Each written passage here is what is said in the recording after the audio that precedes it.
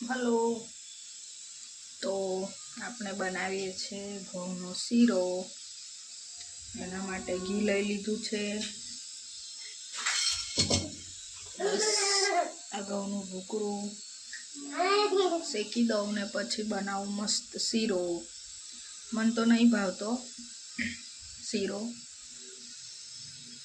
પણ ગિરીશને ભાવે છે વધારે. આ બાજુ આપણું દાળ ભાત રેડી થઈ ગયું છે. પાણી ગરમ કરવા મૂક્યું છે અને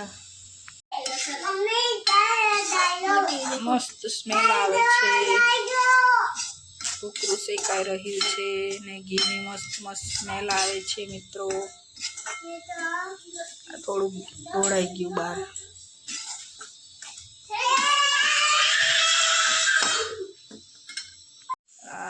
જમતી વખતે કચુંબર ખાવા માટે કાપ્યું છે.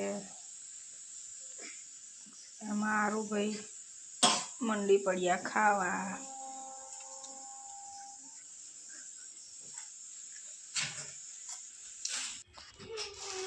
આરુ વીરુને વાળ કપાવા ગયા હતા તો કાકડી લાયા છે, ગાજર અને મૂળા લાયા છે.